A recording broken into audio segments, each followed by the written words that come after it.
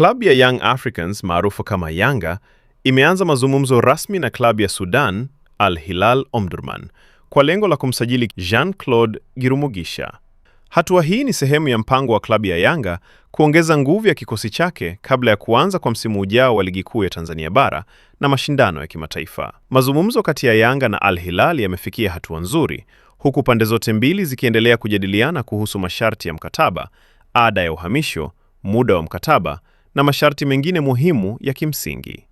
Viongozi wa klabu ya Yanga wanatarajia kuwa na mkataba imara ambao utahakikisha Girumugisha anajiunga na Yanga. Wakati huu wa mazungumzo ni muhimu kwa Yanga, kwani klabu inajiandaa kupambana na changamoto za ligi, ikiwemo kushindana na klabu nyingine za Tanzania Bara ambazo pia zinaongeza nguvu za kikosi chao kwa wachezaji wenye kipaji cha kimataifa. Usajili wa Girumugisha unatarajiwa kuongeza ushindani ndani ya timu, kuimarisha safu ya mbele na kuipa Yanga faida ya kuwa na mchezaji mwenye uwezo mkubwa wa kufungua mashambulizi na kuunda nafasi za kufunga mabao.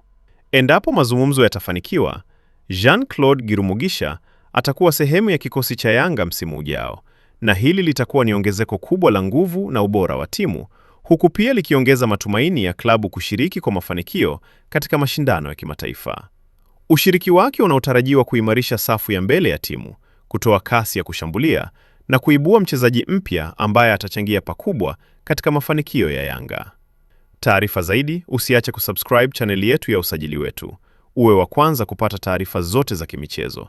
Pia tunapatikana kwenye mitandao yote ya kijamii: Facebook, Instagram, TikTok pamoja na Twitter kwa jina la Usajili Wetu.